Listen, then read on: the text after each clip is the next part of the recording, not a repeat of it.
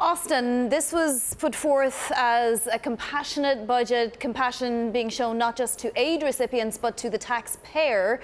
Does the taxpayer deserve or need compassion?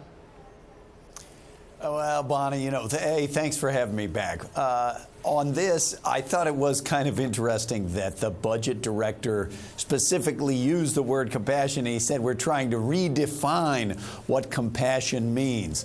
I think I agree with that in the sense that this budget has a certain savagery to it under the old regime that we would have described it. And now it seems mostly geared around how can you cut people's taxes. I think the person who would have hated this budget the most is perhaps Donald Trump, the candidate, who, if you remember, repeatedly promised that he would never cut Medicaid, and now is releasing a budget in which Medicaid's going to be cut literally in half. So I think there's going to have to be an accounting over how did the Trump who ran get to the Trump who's putting this thing forward. Well, Austan, let me just say to you that Mick Mulvaney said that there is a sort of a mentality, particularly with CBO and with budgets, that if they're not growing, they're actually being cut. So I think he might say that Medicaid isn't being cut, it's just not going to grow as fast over the next 10 years, which most commentators say, is a problem. Something has to be done about the growth of healthcare spending. Well, look, what is on the books to happen in Medicaid will be cut by more than $890 billion as part of the health plan, and these cuts go beyond even that.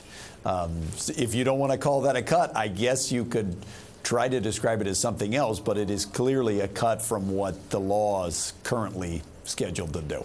All right, another one of the more controversial parts of this budget is how it's to be paid for. Let's have a listen to what Mick Mulvaney had to say about a growth rate.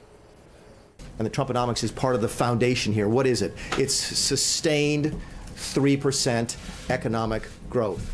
Everything that we do in this administration, every single time I am called into the Oval Office, whether it's on immigration policy, healthcare policy, tax reform policy, trade policy, budgets and spending, the focus is sustained 3% economic growth. He said 1.9% was, pessimistic in the extreme. I mean, it's not unrealistic to want at least a 3% growth rate. It has been the normal in the past. Yes, though you got to remember, in the past, when we had sustained 3% growth, we had population growth accounting for the majority of that, and the population growth rate is less than half what it was back then. So leave aside the issue of can you warrant a 50% increase over what the private forecasters and the Congressional Budget Office say over the next 10 years. They have assumed that.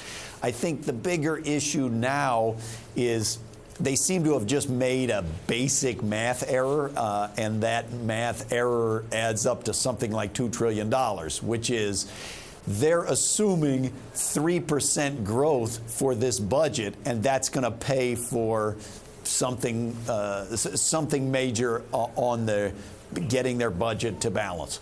But they assumed already that they were going to get that economic growth and that that's what was going to pay for their tax cut.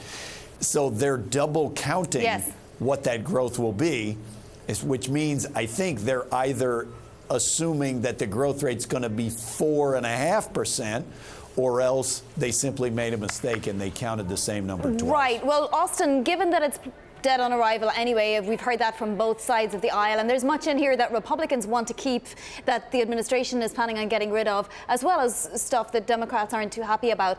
So what in your estimation would fix this so we could get to some kind of a bipartisan agreement? Well, I think they're probably going to just have to start over. As you mentioned at the outset, in fairness to the Trump administration, the president's budget is always a statement of priorities and it's a political document.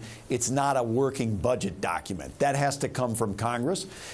As a statement of political priorities, I think that the Trump administration is likely to find that those priorities are very unpopular. every Republican and every Democrat in Congress knows that their voters find those unpopular. So I think to fix this, they will probably have to start with something more like a bipartisan type budget than with what Trump put forward.